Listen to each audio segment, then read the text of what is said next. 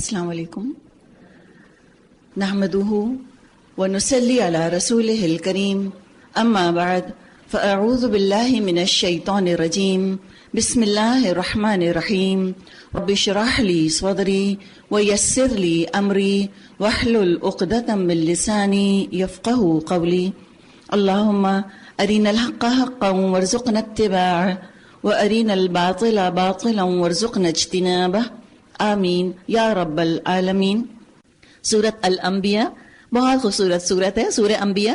شروع میں تو ہم کافی کچھ اللہ کی خلاقی کے بارے میں پڑھیں گے، بڑا کچھ اس میں سائنس کے بارے میں بھی بہت کچھ ہے، بڑی دلچسپ آیات ہیں غور و فکر کرنے کے قابل، اور آگے پھر کچھ انبیاء کا ذکر ہم پڑھیں گے، اور اس سورہ انبیاء میں انبیاء کی دعائیں کافی ساری آ رہی ہیں۔ بسم اللہ الرحمن الرحیم۔ اقترب للناس حسابهم وهم فی غفلۃ معرضون۔ قریب آ گیا ہے لوگوں کے حساب کا وقت اور وہ ہیں کہ غفلت میں منہ موڑے ہوئے ہیں۔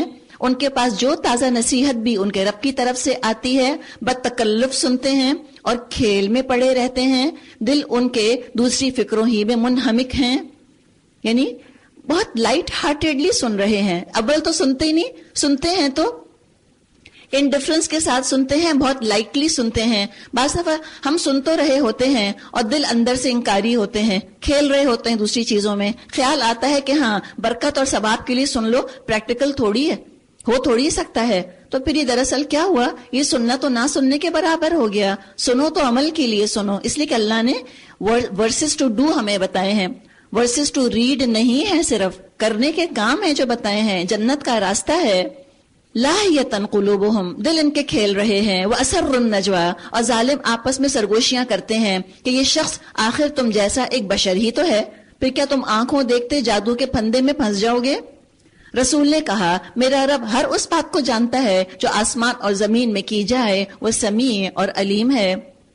اب جب آپ صلی اللہ علیہ وسلم نے اپنی دعوت پیش کی، مشرکین بوکھلا گئے، سمجھ نہیں آتا تھا کہیں تو کیا کہیں، آپ کو کیا آپ کو ٹائٹل دے، کس فائل نیم کے تحت آپ کو فائل کریں، سمجھ نہیں آ رہا تھا۔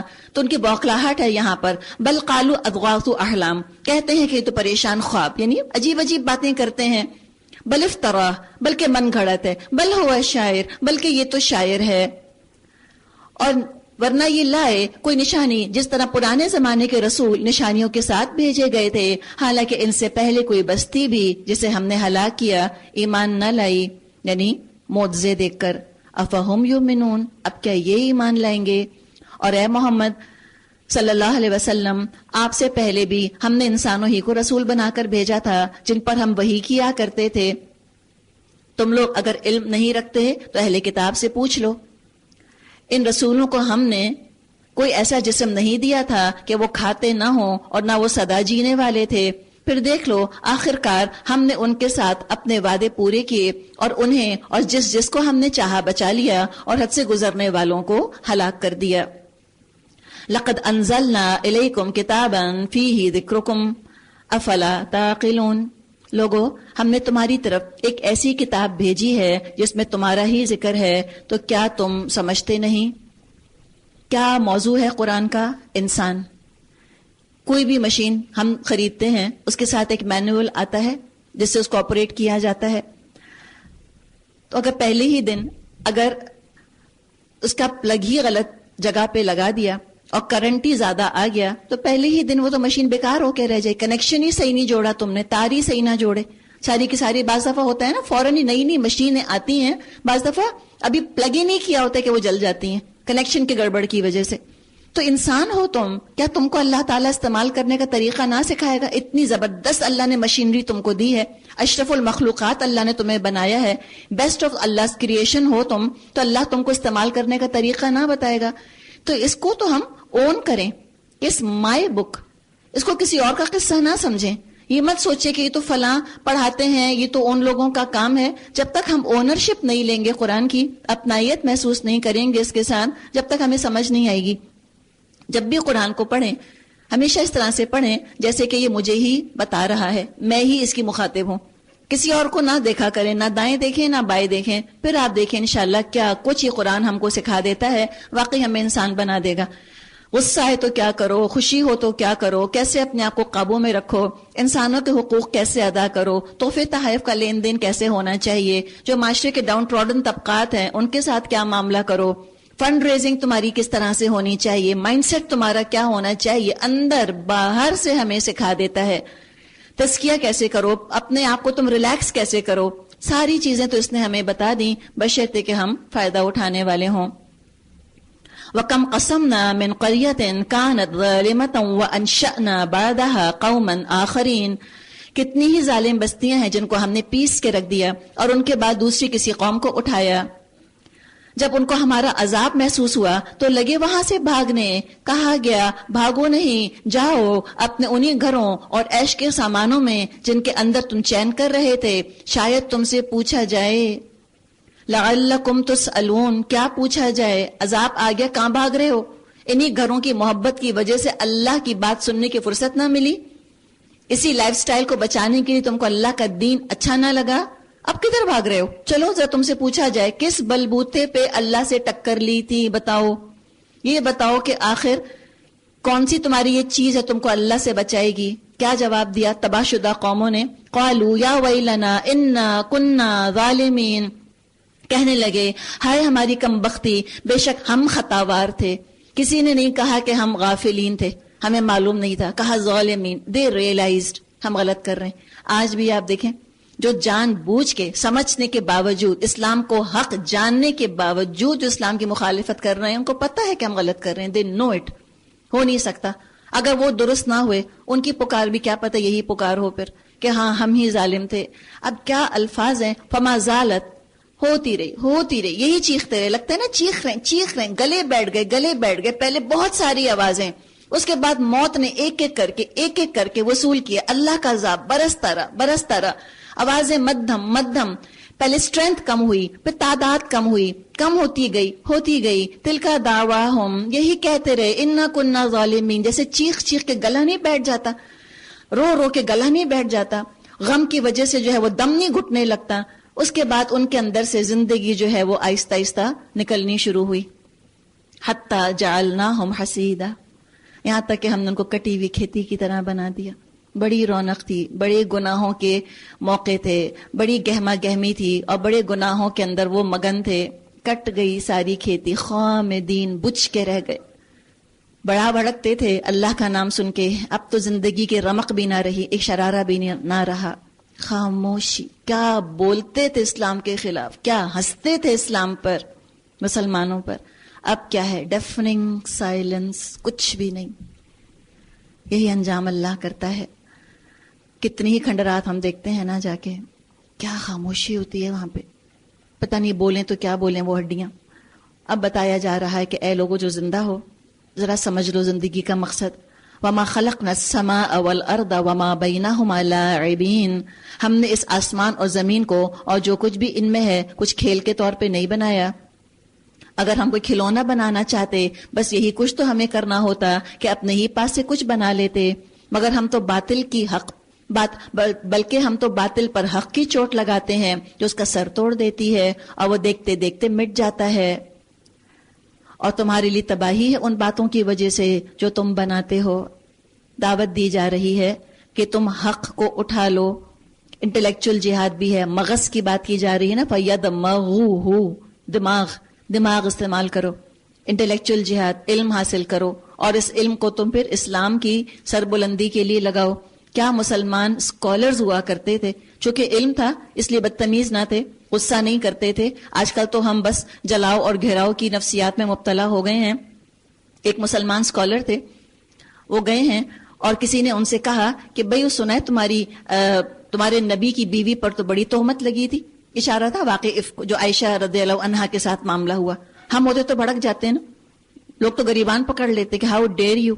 وہ عالم تھے، انہوں نے کہا ہاں 2 پاکیزہ عورتوں پر تہمت لگی، ایک کو اللہ نے بچہ دیا اور ایک کی اللہ نے اپنی کتاب میں اس کی معصومیت اللہ نے نازل فرما دی. کتنا خوبصورت جواب ہے، آپ دیکھیں. اس کی ضرورت ہے، یہ بغیر نالج کے کیسے ہوگا؟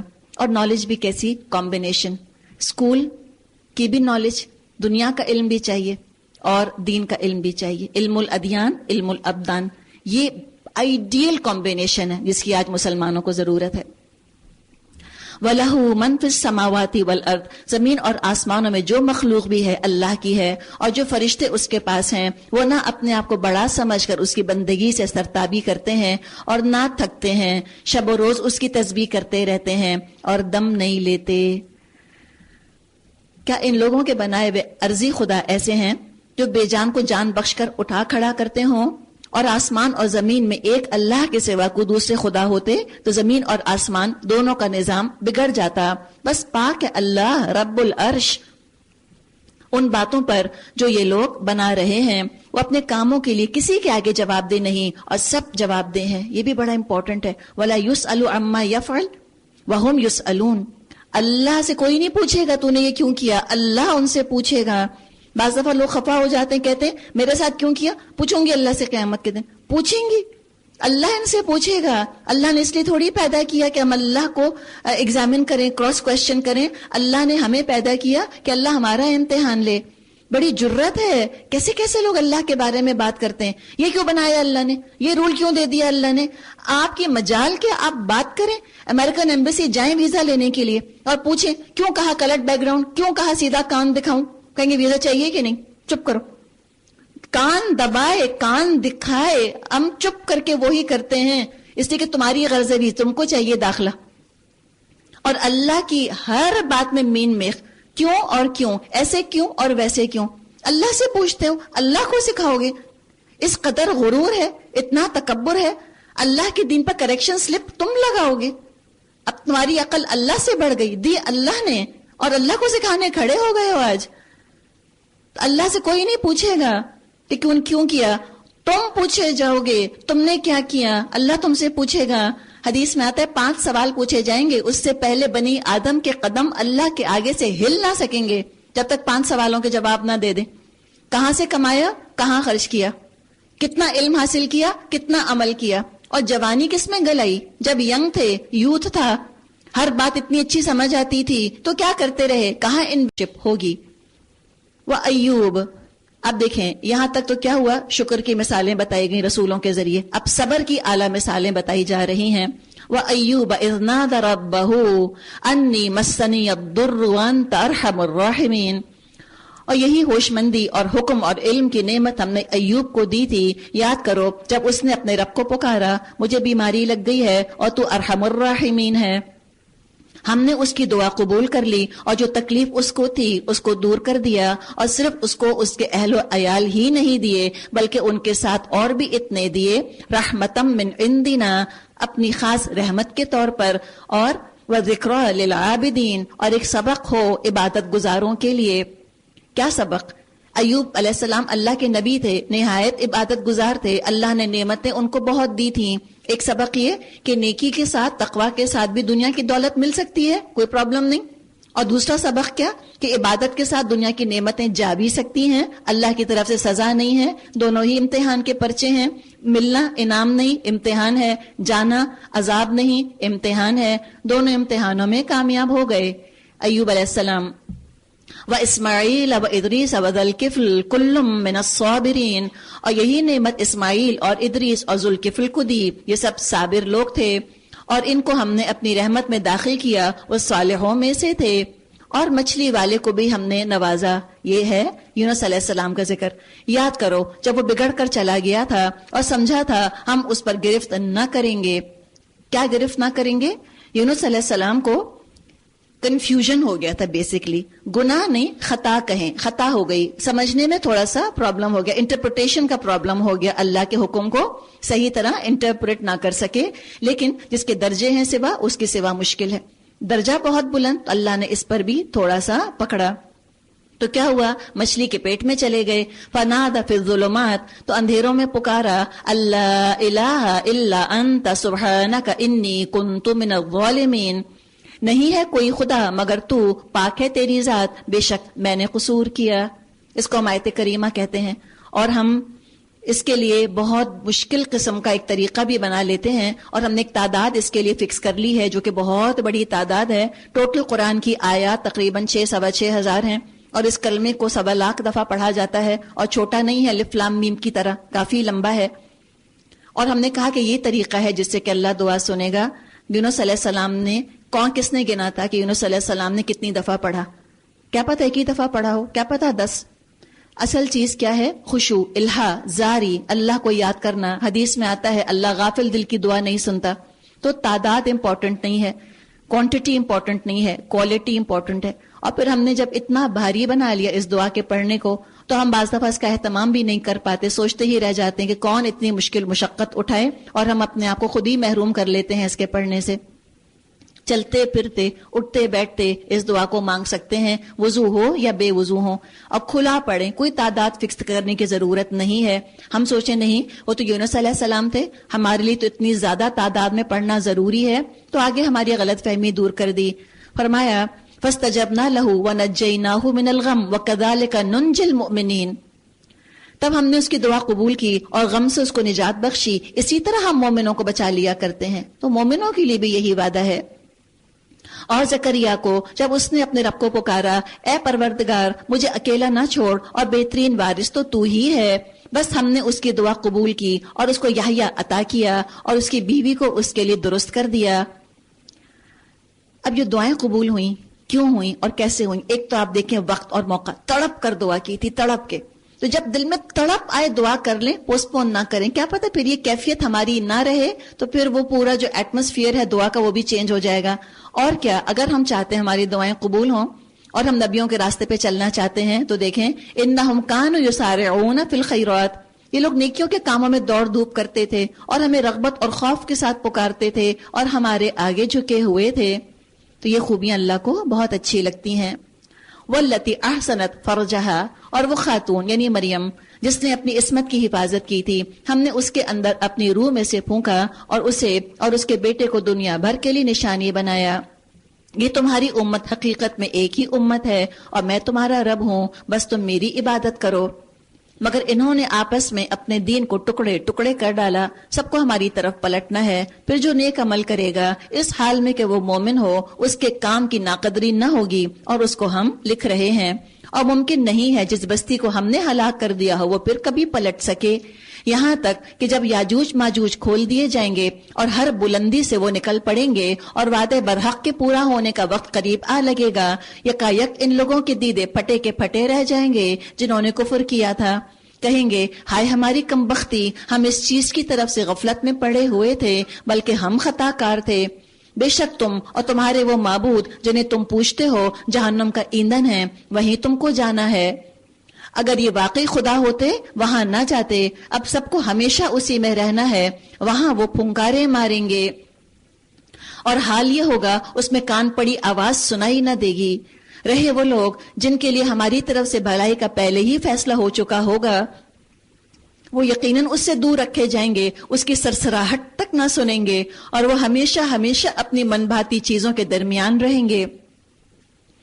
اور وہ انتہائی گھبراہٹ کا وقت ان کو ذرا پریشان نہ کرے گا اور ملائکہ بڑھ کر ان کو ہاتھوں ہاتھ لیں گے اور کہیں گے یہ تمہارا وہی دن ہے جس کا تم سے وعدہ کیا جاتا تھا. اور وہ دن جب آسمان کو ہم یوں لپیٹ کر رکھ دیں گے جیسے تومار میں اوراق لپیٹ لیے جاتے ہیں. یہی آج سائنس ہمیں کہتی ہے کہ یونیورس از ایکسپینڈنگ، بڑھ رہی ہے. پھر ایک جگہ رکے گی، پھر کانٹریکٹ ہوگی. پھر جب کانٹریکٹ ہوگی یونیورس بقول ان کے، تو ظاہر ہے کہ پھر وقت واپس پیچھے کی طرف جائے گا. تو واللہ عالم، اللہ بہتر جانتا ہے. لیکن یہ کہا کہ ہم دوبارہ رول کر لیں گے جیسے کہ ہم نے پہلی دفعہ اس کو پھیلایا تھا، تو ہم اس کو رول کر لیں گے. جس طرح پہلے ہم نے تخلیق کی ابتدا کی تھی اسی طرح ہم پھر اس کا اعادہ کریں گے. یہ ایک وعدہ ہے ہمارے ذمے اور یہ کام ہمیں بہرحال کرنا ہے. اور زبور میں ہم نصیحت کے بعد ہی لکھ چکے ہیں کہ زمین کے وارث ہمارے نیک بندے ہوں گے. اس میں ایک بڑی خبر ہے عبادت گزار لوگوں کے لیے. وَمَا أَرْسَلْنَاكَ إِلَّا رَحْمَةً لِّلْعَالَمِينَ، اے محمد صلی اللہ علیہ وسلم، ہم نے جو آپ کو بھیجا ہے دراصل دنیا والوں کے حق میں ہماری رحمت ہے. یعنی آپ خاتم النبیین ہیں، آپ کے بعد کوئی رسول نہ آئیں گے. رسولوں کی بات جب قومیں نہ مانا کرتی تھیں تو ان پر عذاب آ جاتا تھا. چونکہ اب رسول نہیں آنے تو لہٰذا قوموں پر اب کوئی ایسا جڑ سے کاٹنے والا عذاب بھی نہ آئے گا. آپ رحمت کے ساتھ آئے، قرآن آپ پر برسا، اللہ کی رحمت آپ لے کر آئے. اور آپ نے اتنی رحمت ہم پر کی، ہمارے چھوٹے چھوٹے معمولی معمولی کاموں کو آپ نے نیکیوں میں کنورٹ کرنے کا طریقہ بتا دیا. ہم اس کو اللہ کے لیے کریں، رسول کے بتائے ہوئے طریقے پر کریں، آخرت چاہنے کے لیے کریں، تو ہمارا تو سونا، اٹھنا، کھانا، واش روم جانا، ہر چیز عبادت بن جائے گی. سوچیں کسی کے پاس کوئی ایسی چیز آ جائے جس کاغذ کو وہ ٹچ کرے وہ کاغذ جو ہے وہ نوٹ بن جائے، کتنا امیر ہو. اتنی معمولی ٹشو ہے یہاں پر، میرے پاس کوئی ایسی مشین ہو کہ میں اس کو ٹچ کروں اور آپ کے سامنے جو ہے وہ نوٹ بن جائے، دوڑیں گی نہیں آپ نہ چاہیں گی اس کو لینا. تو بالکل اسی طرح ہمارے معمولی عمل سنت کے حساب سے ہم ان کو کر لیں اور اللہ کی رضا کے لیے کر لیں اور ثواب کی نیت سے کر لیں، تو دیکھیں ہمارا کھانا، پینا، اٹھنا، بیٹھنا، بازار جانا، شادی بیاہ، النکاح من سنتی، کاروبار کرنا، الکاسب حبیب اللہ، حلال کمائی کرنے والا اللہ کا محبوب ہے، فرمایا نکاح میری سنت ہے، یہ سارے کام اجر کا سبب. 24/7 آپ کا میٹر چل رہا ہے، یو کلوکنگ یور اجر، کانسٹنٹلی ہم یہ کام کر سکتے ہیں. اس سے بڑی رحمت اور کیا ہے؟ قل انما یوحی الی، ان سے کہو میرے پاس جو وحی آتی ہے وہ یہ ہے کہ تمہارا خدا صرف ایک خدا ہے، پھر کیا تم سر اطاعت جھکاتے ہو؟ ہم کہہ دیں بلا، کیوں نہیں، ہم جھکاتے ہیں. اگر وہ منہ پھیریں تو کہہ دو میں نے اعلان تم کو خبردار کر دیا ہے، اب میں یہ نہیں جانتا وہ چیز جس کا تم سے وعدہ کیا جا رہا ہے قریب ہے یا دور. اللہ وہ باتیں بھی جانتا ہے جو با آواز بلند کہی جاتی ہیں اور وہ بھی جو تم چھپا کر کرتے ہو. میں تو یہ سمجھتا ہوں شاید تمہارے لیے یہ ایک فتنہ ہے اور تمہیں ایک وقت خاص تک کے لیے مزہ کرنے کا موقع دیا جا رہا ہے. قال رب احکم بالحق وربنا الرحمن المستعان علی ما تصفون. آخر رسول نے کہا اے میرے رب حق کے ساتھ فیصلہ کر دے، اور لوگوں تم جو باتیں بناتے ہو ان کے مقابلے میں ہمارا رب رحمان ہی ہمارے لیے مدد کا سہارا ہے.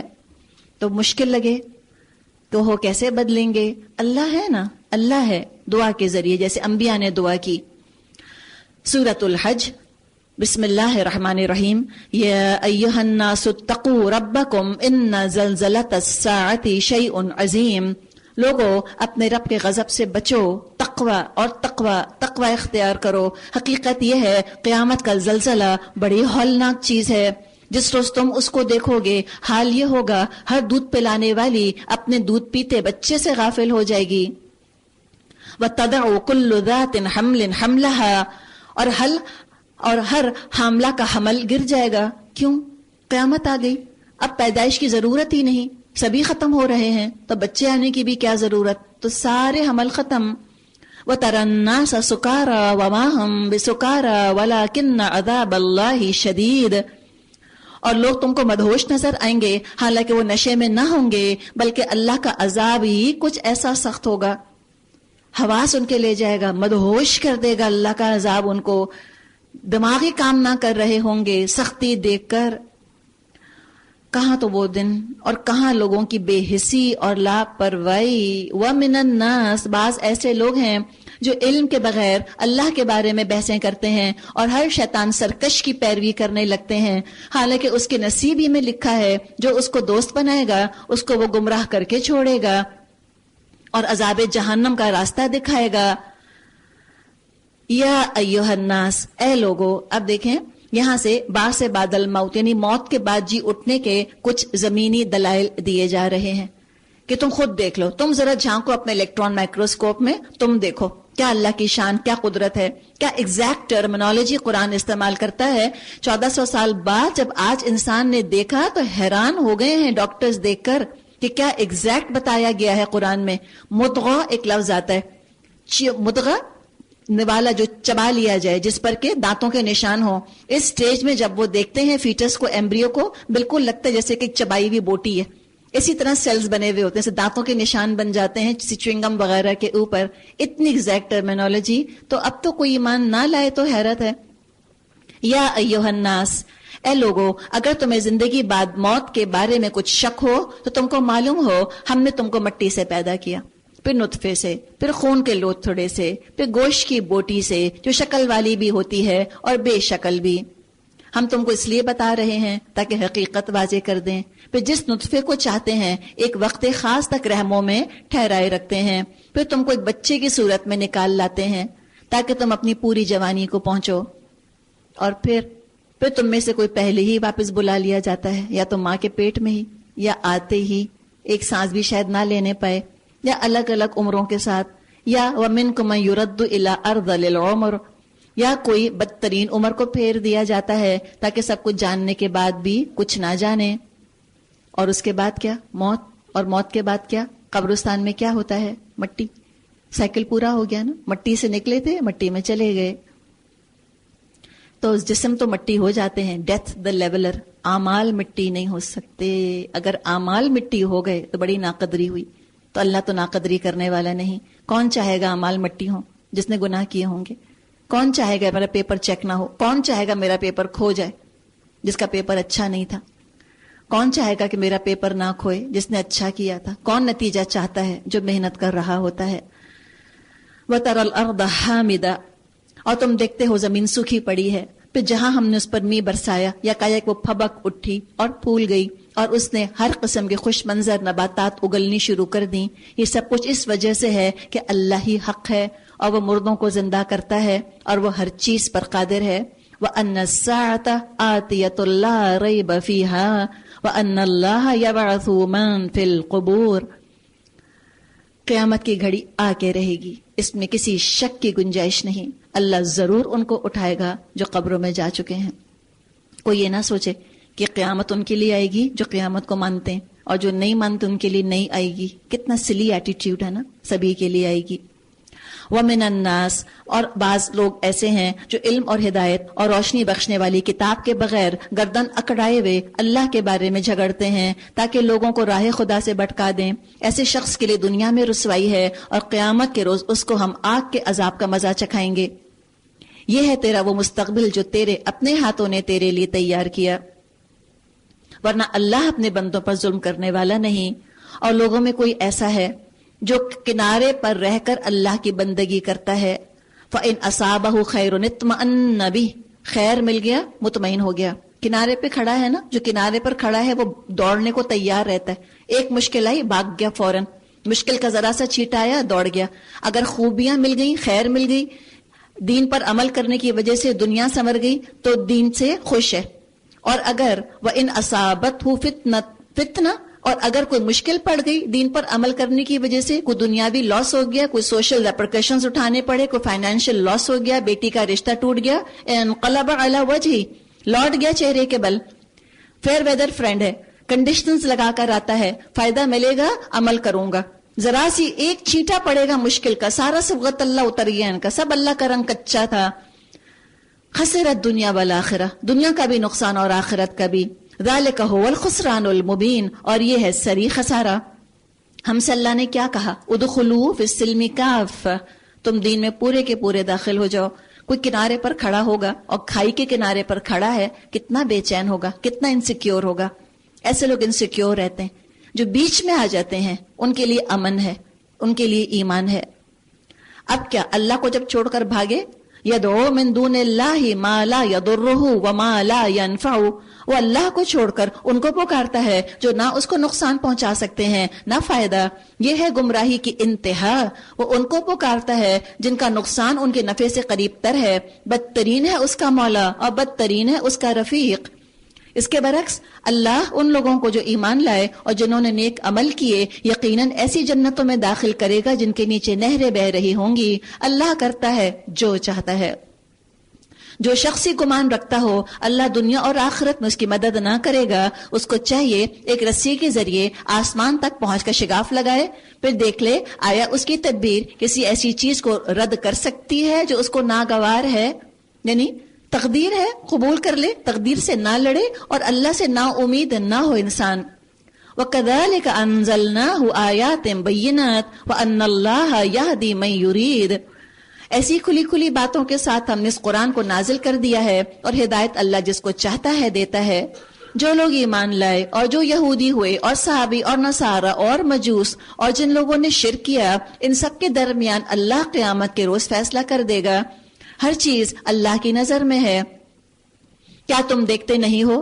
اب ایک بہت خوبصورت بات، آیات آفاقی. دیکھو ذرا کیسے ہر چیز اللہ کی اطاعت کر رہی ہے، اس کو سجدے سے تعبیر کیا گیا. اور کیا پتا ایکچوئل سجدہ کرتے ہوں، ہم نہیں جانتے، اللہ بہتر جانتا ہے. अलम तरा, क्या नहीं तुमने देखा, अल्लाह के आगे सर्व सुजूद हैं वो सब कुछ जो आसमानों में है और जो जमीन में है, और सूरज और चांद और तारे और पहाड़ और दरख्त और जानवर और बहुत से इंसान और बहुत से वो लोग भी जो अजाब के मुस्तहिक हो चुके हैं। वो भी सजदा तो कर ही रहे हैं, यानी इताअत तो कर ही रहे हैं। उनका जिस्म उनके काबू में नहीं है, दिल धड़कने पर उनका इख्तियार नहीं है, सांसों की डोरी उनके काबू में नहीं है। वो खुद अपनी मर्जी से अल्लाह की नाफरमानी कर रहे हैं, छोटे से हिस्से में, जिंदगी के छोटे से दायरे में। उनका जिस्म तो अल्लाह ही की इताअत कर रहा है, उनका सजदा तो अल्लाह ही के आगे बिछ रहा है। ये अकड़े हुए हैं तो क्या हुआ? वमन युहिनिल्लाह, अल्लाह जिसको रुसवा कर दे उसे फिर इज्जत देने वाला कोई नहीं। अल्लाह करता है जो चाहता है। ये दो फरीक हैं जिनके दरमियान अपने रब के मामले में झगड़ा है। इनमें से वो लोग जिन्होंने कुफर किया, अब जो अल्फाज है ना, फल्लदीना कफरू, अब जिन्होंने कुफर किया, अल्फाज इतने सख्त हैं कि कुरान का जो पावर है उससे इंसान इनकार नहीं कर सकता। दिल तो हिलेगा, कोई माने ना माने, कोई एतराज करे या ना करे, दिल तो हिलता है। कुत्तिअत लहुम सियाबुम मिन नार, आग के लिबास काटे जा चुके। युसब्बु मिन फौक़ि रुऊसिहिमुल हमीम, उनके सरों पर खौलता पानी डाला जाएगा जिससे उनकी खाले ही नहीं पेट के अंदर के हिस्से भी गल जाएंगे। और उनकी खबर लेने के लिए वलहुम मकामिउ मिन हदीद, लोहे के डंडे हैं, हथौड़े। अल्लाह ताला हमें अपनी पनाह में रखे। देखिए, हम अल्लाह के फैसलों को चैलेंज नहीं करते, बस दुआ करते हैं कि अल्लाह तूने हमें ऑप्शन दिया है ना, आग का और बाग का, अल्लाह हम बाग का ऑप्शन इख्तियार करते हैं। और जब आग से निकलेंगे, जब कभी घबरा कर जहन्नम से निकलने की कोशिश करेंगे, उसी में धकेल दिए जाएंगे। चखो अब जलने की सजा का मजा। दूसरी तरफ जो लोग ईमान लाए और जिन्होंने नेक अमल किए, उनको अल्लाह ऐसी जन्नतों में दाखिल करेगा जिनके नीचे नहरें बह रही होंगी। वहां वो सोने के कंगनों और मोतियों से आरास्ता किए जाएंगे और उनके लिबास रेशम के होंगे।